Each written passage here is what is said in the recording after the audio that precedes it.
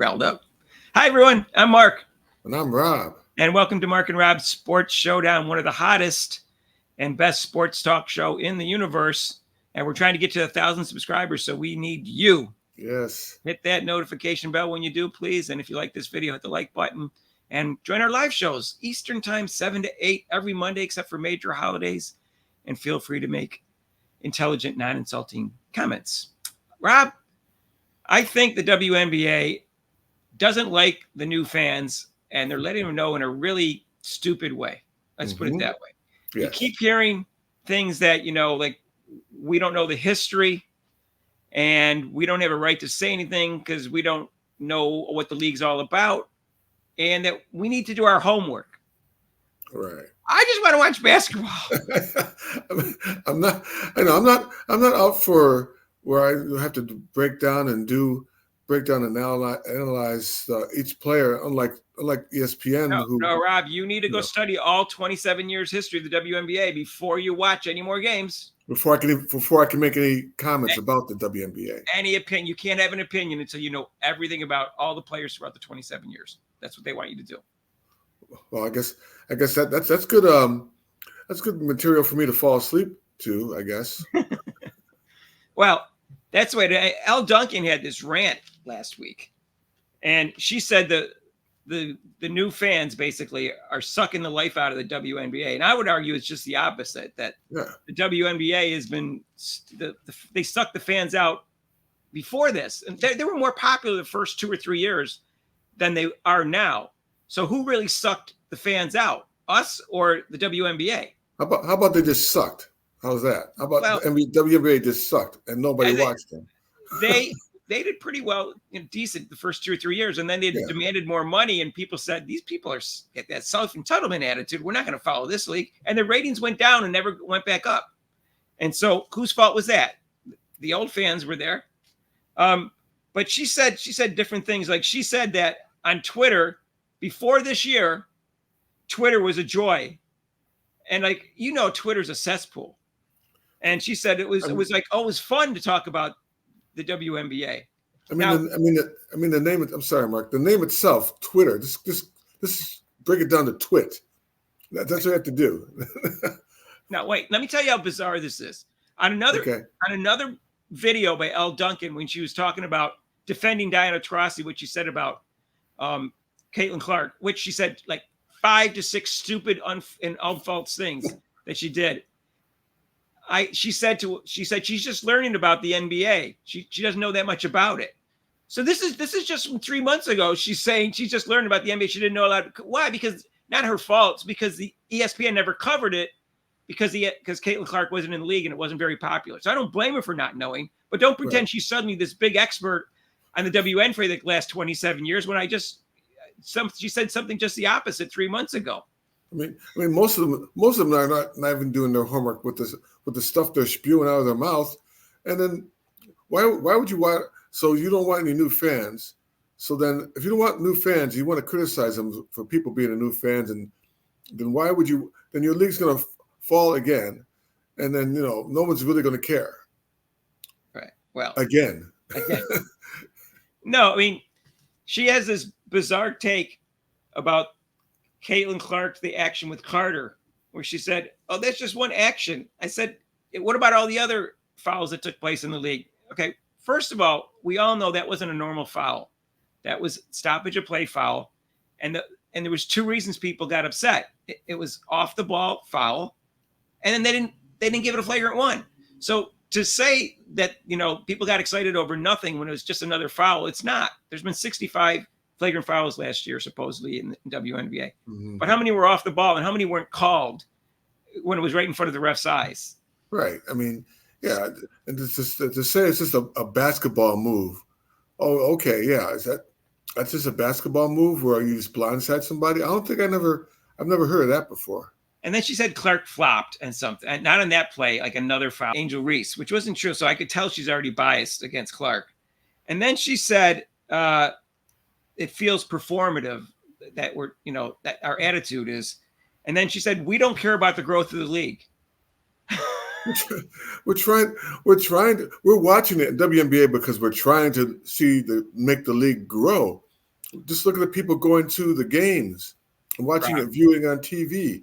Without those views and people going to the games, you'd be nothing. If you don't do your homework, you don't care about the growth of the league. That's all there is to it. Now, Rob, I don't remember when I sat down to watch football with my dad. He said, son, before you watch this Green Bay Packers Cleveland Browns 1965 championship game, you got to go read this book over about the history of the NFL before you can watch the game or even have an opinion on it. I don't remember doing that. I don't remember doing that with my dad when we sat down and watched the Knicks play in the championship. And he said, no, Robert, you have to evaluate the whole league with back in George Mikan and James Naismith, who started the game of basketball. I don't remember him telling me that before I watched this game. Next thing I know, when you go onto YouTube or Twitter, you're going to have to fill out a form and take a quiz on the history of the WNBA before you can make a comment. Right. And that's the other thing that kills me. I mentioned this in another video. I'll mention it again because it's related. They keep talking about there's been great players all throughout the 27 years, and then they say there's great players in the league that nobody knows about. I go, yeah, this is not the first league that has a history behind it before a rookie came in. We all get the concept. You don't have to say that 20 times. Right. You don't have to say 20 times it's the most competitive league in the world.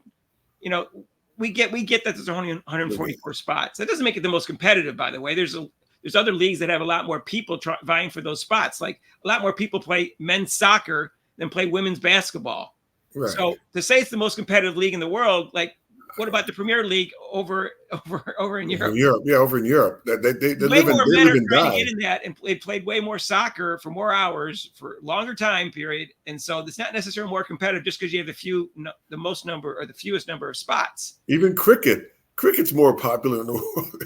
Well, in certain countries, but soccer is popular all over the world. Yeah. So I just thought it was a bizarre take. And you see what the bobbleheads are saying over in the ESPN. They keep saying that, like, we don't understand the league. We haven't been there, and they don't know the history. We got to do our homework. And I'm exhausted. I just want to watch basketball. I don't want to take a quiz.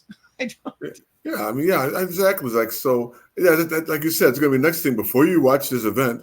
It's going to be a whole thing. You have to do a check mark.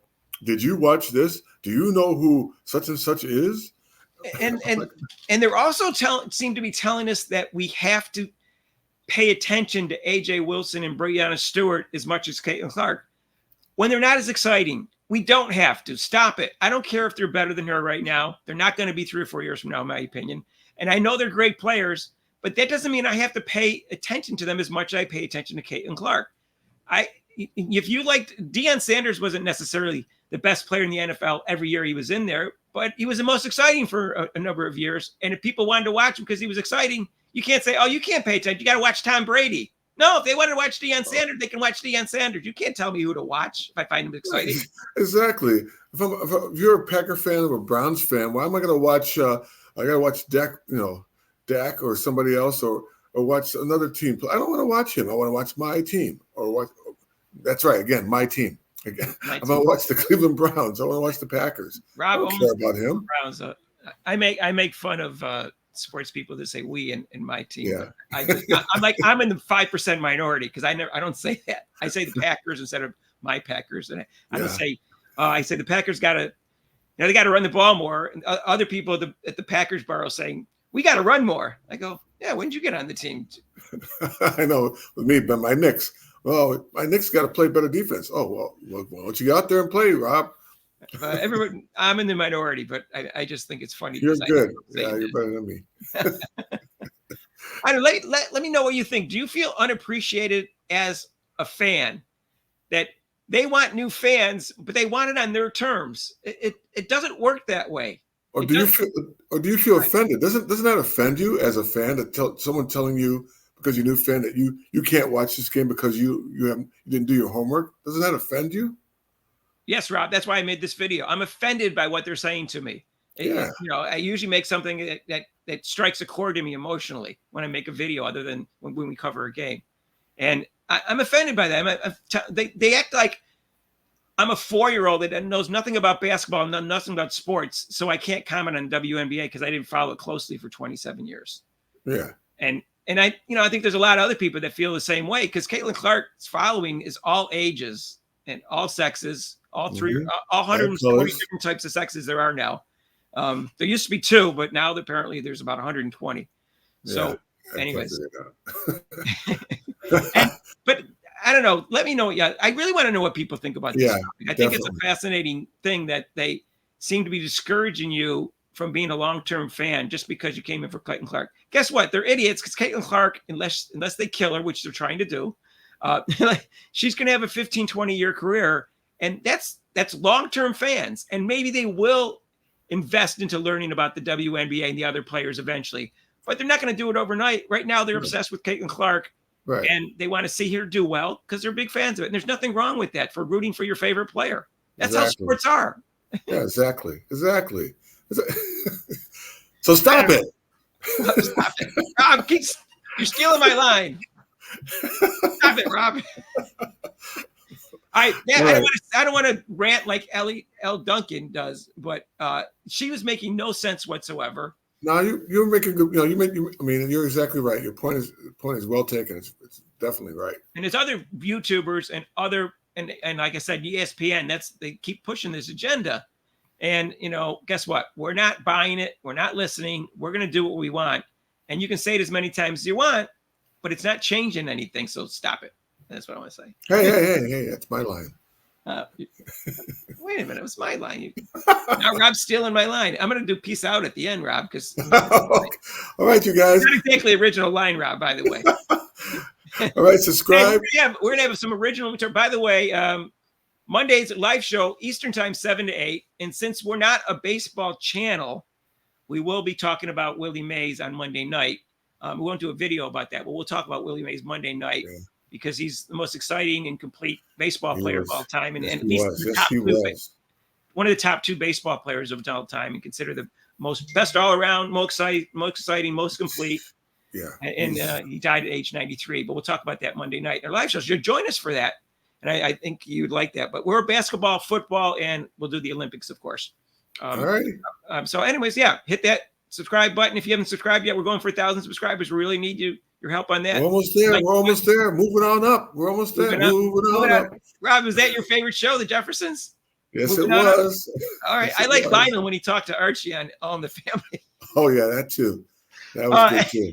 Anyways, make intelligent, non-insulting comments. And we appreciate your support. We're getting great comments, and we appreciate you guys helping us out there. All right. Peace out. Take care.